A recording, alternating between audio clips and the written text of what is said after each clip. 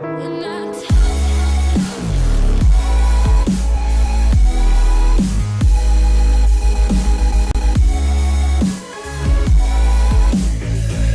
guys, and welcome back to my channel.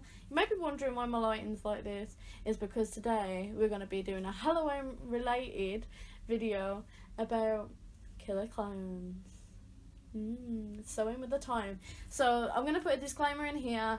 If you are under the age of, I'd say 16 to 18, if you're under that age, don't watch this video. I don't want to give you guys nightmares. I'm not up for that shit. I'm not up for getting blamed for some kid having a nightmare. So, I've just given it away.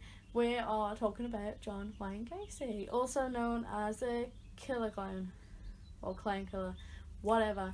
This is because he actually had a profession on the side of a clown. He used to work at kids' parties. He also used to work at KFC. Good job. And he also had a very normal life. To other people, he seemed like a happy-go-lucky guy, very cheerful, charismatic. They really got on with him. He had a family, 2 children. He worked for his wages and shit. He lived normal to everybody else, but he wasn't normal. Evidently, he's a serial killer. He killed around 33 boys and young men, well, teens, after raping them, sexually assaulting them. Some people think that his actions might have stemmed from his childhood, as when he was younger he was sexually abused and he did struggle with his sexuality. He didn't know his identity. He really struggled, like some people do now, but they don't go around and kill someone, so I guess that's not a great excuse for him. He was convicted of the death penalty and was killed by a lethal injection in 1994, I think? Yes, 1994. So, on December the 11th in 1978, a 15-year-old boy called Robert Priest went missing.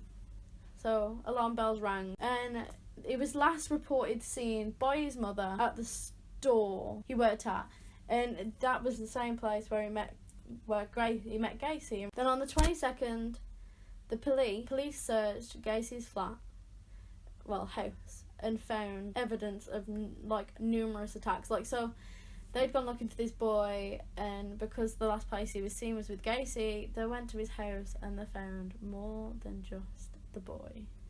They'd uncovered so many horrific scenes. If I can get any pictures, I'll put them in here. But yeah.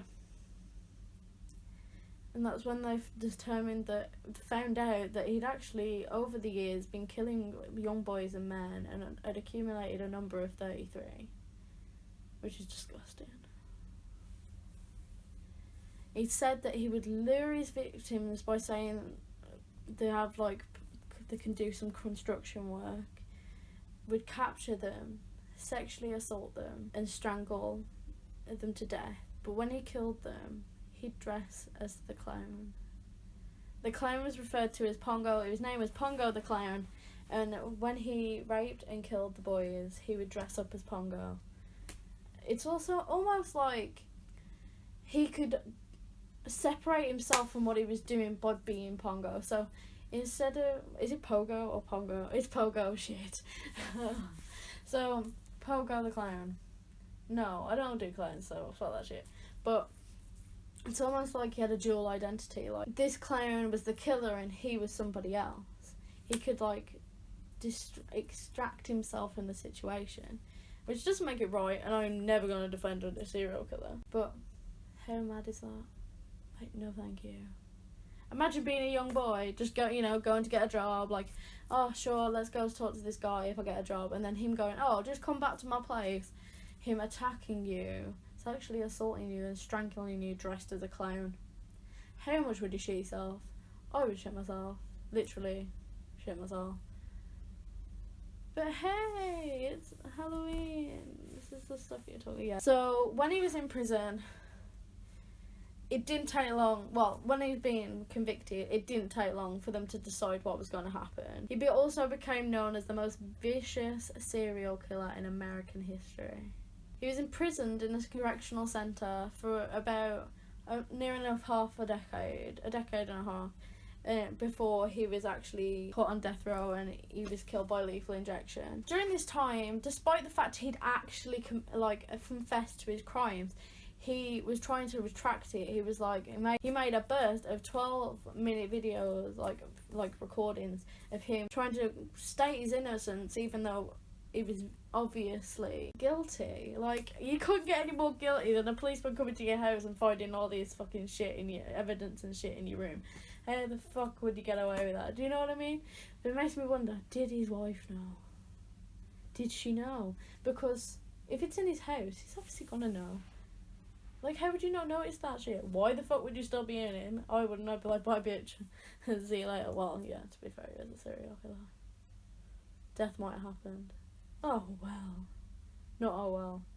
Anyway, during the time where he was confessing his innocence, he also painted. He'd paint paintings of himself as Pogo the clown. Some of these pictures are very disturbing. Like, there's one of him and somebody else stood in a graveyard, and there's loads of him transforming into, well, himself transforming into Pogo the clown, as if, like I said before, he was showing that he is two different people. He's not just John Wayne Gacy, but he's also Pogo the clown, and it's also almost like dual identity. That's the words. It's like he had a dual identity, and the killer side of him was Pogo, and the normal side of him was John, and I think that's terrifying. So, with all these clown sightings going on, I hope you all are staying safe. Do not approach these clowns. You could get hurt. It might just be a prank, but I don't want to risk it. I don't want you to risk it, because I wouldn't. And just lock your doors. Don't look out your windows. If they hear a sighting you, please don't go after it. You don't know what could happen to you.